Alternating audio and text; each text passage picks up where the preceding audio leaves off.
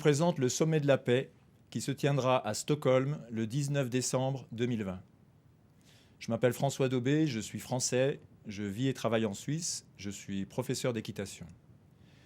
Je viens récemment de m'associer au docteur Astrid Stuckelberger pour constituer une association, ONG, qui s'intitule International Political and Scientific Ethics. Le but de cette ONG consiste à travailler sur la transparence entre la science et la politique dans le respect des droits de l'homme, de la paix, du vivant et de la terre. Concernant le Covid-19, nous estimons que plusieurs processus de violence sont déjà bien engagés, d'une crise sanitaire vers une crise sociale, puis vers une crise économique, et donc vers la violence. La confusion des informations a conduit à des mesures d'urgence qui ne sont pas moins que des mesures de guerre. Ces mesures impactent et affectent à la fois les malades du Covid, les professionnels de la santé et la société dans tous les pays. Soigner la maladie, oui. Déclarer la guerre, non. Organiser un sommet de la paix avant que les conflits n'éclatent nous paraît vraiment impératif. On ne doit plus supporter que les malades soient otages de la politique ou des conflits d'intérêts. On ne doit plus supporter que de grands scientifiques diplômés des mêmes universités tiennent des discours opposés. On ne doit plus supporter que des médecins soient contraints de ne pas soigner leurs patients comme ils savent le faire. On ne doit plus supporter que l'usage de la force soit le moyen d'informer sur une maladie. On ne doit plus supporter que les entreprises soient mises en péril avec toutes les conséquences sociales et économiques que l'on sait.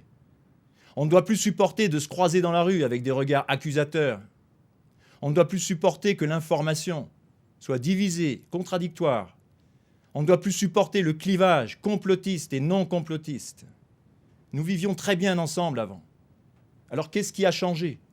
Je vous en conjure, retrouvons-nous tous ensemble.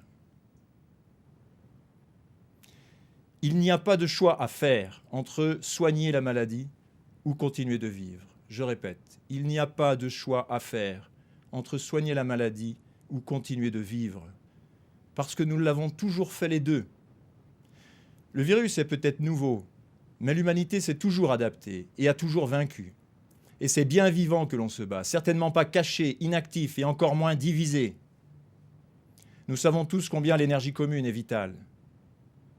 Il faut absolument faire le bilan de cette crise.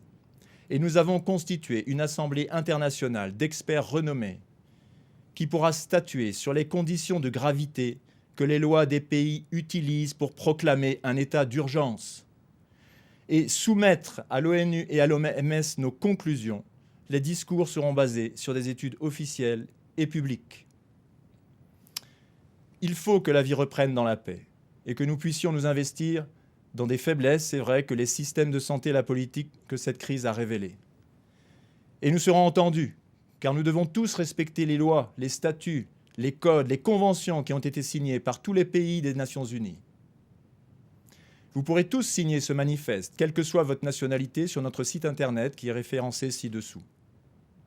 Pour finir, que tous ceux qui souffrent de cette situation qui paraît sans issue, que tous ceux qui veulent enfin connaître la réalité sur ce virus et ses nombreux antidotes, que tous ceux qui veulent que cela finisse, qu'ils soient pour ou contre les mesures d'urgence, que tous ceux qui entrevoient comme nous la violence qui nous menace, et que tous ceux qui pensent à leurs enfants et au monde de demain, à tout cela, je demande leur soutien pour réaliser ce sommet de la paix juste avant Noël, pour Noël.